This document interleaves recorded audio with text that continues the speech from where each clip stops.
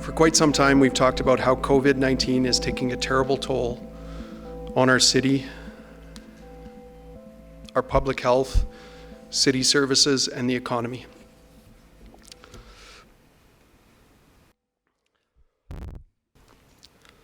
Today it is having an impact on the jobs of 1,600 people. This morning, the city served temporary layoff notices to staff who ordinarily work in recreation centers and public spaces. These are full-time and part-time cashiers, fitness instructors, lifeguards, art and education instructors, arena attendants, city hall tour guides, laborers and booking clerks.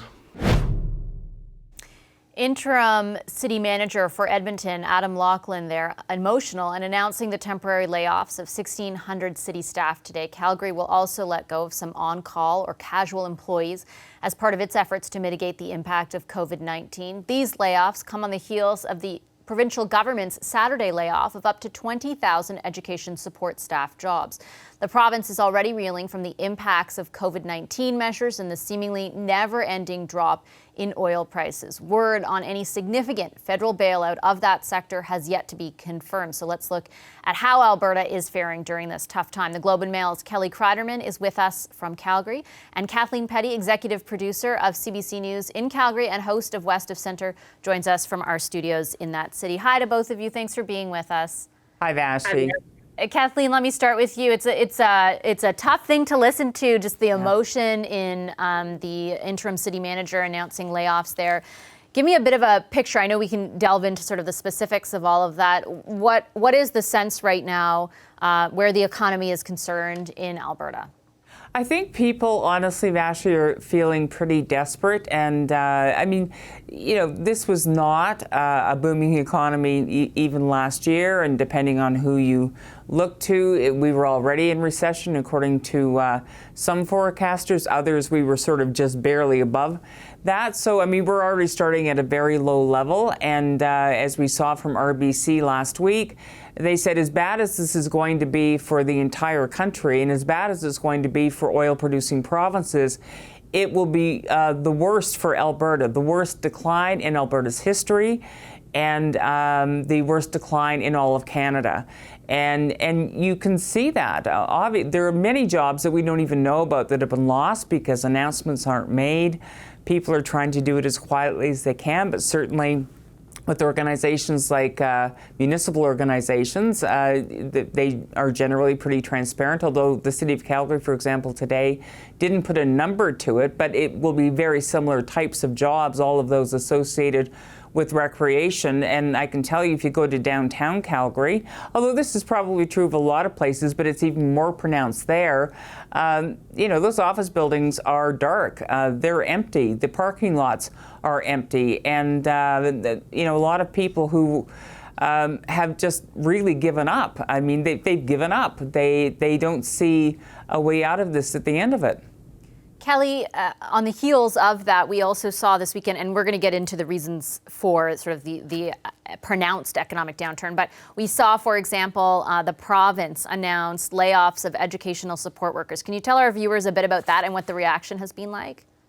Yeah, on Saturday, we got a surprise announcement in the province that the provincial government was moving to lay off support workers. These are secretaries, they're educational assistants, they're drivers, and nobody was expecting that. Certainly not expecting it on a weekend, but no one was expecting it because the education minister had said that funding for this year would stay in place. There is online learning going ahead for students. My daughter's signed up for that right now.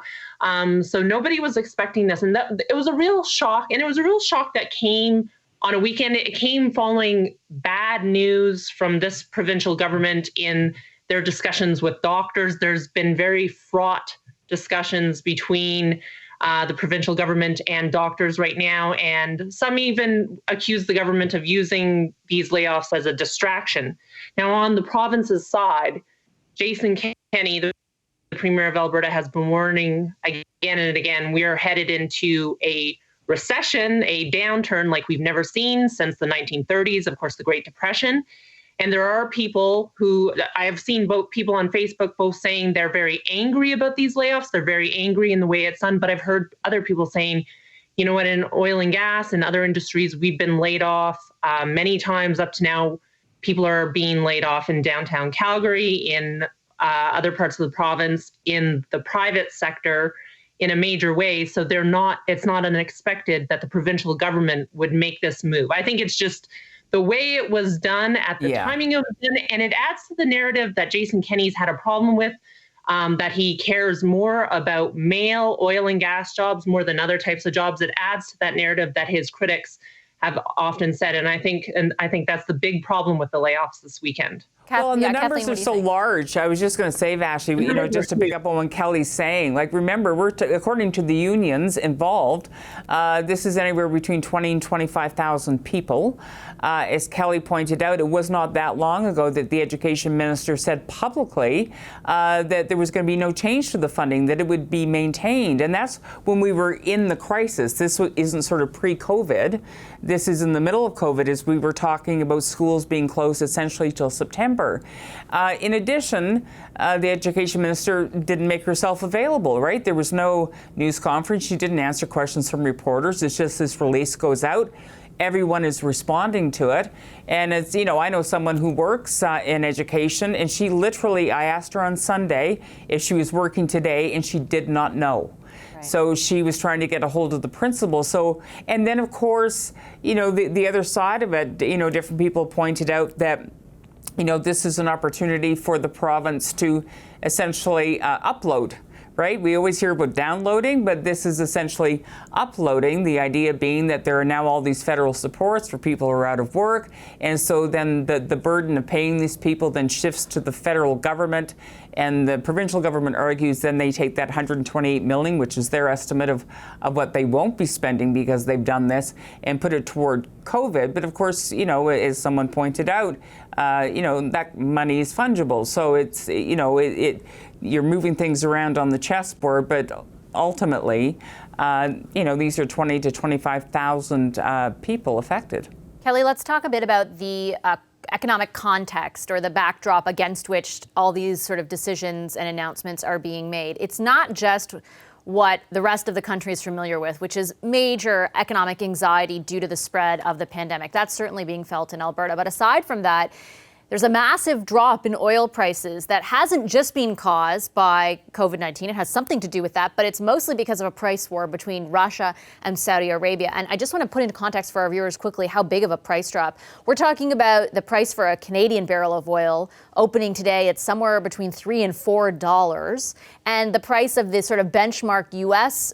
Barrel of oil, West Texas Intermediate, closed at just over $20. Newfoundland and Labrador estimated it would be $63 in their budget. Alberta estimated, I think, correct me if I'm wrong, Kelly, $58. Talk a bit about what's happening in Alberta right now because of this price of oil. Yeah, speaking of Newfoundland and Labrador, we saw the first North American refinery shutdown announcement today. The Newfoundland and Labrador's only refinery announced it's shutting down today. We're going to see a lot more of that. Just to explain, when we see oil pricing at $3 to $4, the transportation cost of a barrel of oil is about $7. So we're talking negative territory here. We're talking you need to pay someone to take the oil off your hands.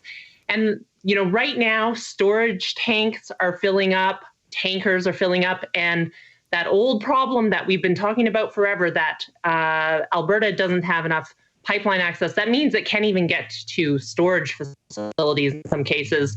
Our storage facilities in Western Canada are filling up. And a lot of people say, well, just stop pumping, right? But oil sands facilities are like not mini factories, and shutting them down is not as simple as turning a switch. It's not like a pump jack. And it's a really difficult issue because I think there's a lot of debate still actually about whether this price drop is caused by the Saudi-Russian war or an actual drop in demand, in world demand, like we've never really witnessed before. The world usually consumes about 100 million barrels a day. Right now, there are estimates that the world only needs 75 million barrels a day. So we're talking about a quarter drop in demand. And that, arguably, that might even be the more significant pressure on prices right now. Yeah, that's an interesting point. I think from my understanding, obviously the drop in demand is a huge part of this, exacerbated by the decisions of Russia and Saudi Arabia, which led to an even more extreme scenario, one that we're witnessing right now. When it comes to, Kathleen, federal help, I know you and I have both been watching the Prime Minister's press conferences sort of over the past 3 or 4 days, as well as Finance Minister Morneau, to see what kind of hints they're giving, or if there are going to be any specifics about a kind of bailout package or aid package or something directed more specifically to the oil patch or the oil sector throughout the country, not just in Alberta. What is your impression so far about what might be coming? Well, first of all, I'll point out that Bill Morneau, and people were hanging on every word, I got to be honest. He said it was hours or days away, and that was, I think, Wednesday of last week. Last week, yeah. And then we heard from the Prime Minister this morning, he could not have been more vague. The one thing I will say in terms of the timing, remember he just said, yeah, lots of industries are in trouble, and oil and gas was one, but so was tourism, and airlines, I think, was the other one that he mentioned. But one thing I will say is he seems very focused on the workers as opposed to the companies. So that's sort of interesting in terms of what we can expect. Others have said, well, all kinds of supports are already out there for workers, so I'm not sure how it then gets specifically targeted to oil and gas workers. So, and I know that he's been consulting, he and his ministers have been consulting with the industry, and I'm sure Kelly's done the same as I have. We've talked to a number of people, but we're not getting a lot of really strong hints on what it is. What I will mention, though, is Jason Nixon, who's the House Leader. I know he's been on your show a number of times, Vash. He is talking to media tomorrow about what he calls needed legislation to respond to what's going on with COVID-19, as well as the downturn in the oil and gas sector. I was surprised he used the word downturn in the release, because it just, I don't know, the Times seemed to demand bigger language than that, right? Downturn. We've had dozens of those. This is something else altogether. Okay, I got to leave it there. We'll be watching that announcement tomorrow, and we'll be watching for the federal response.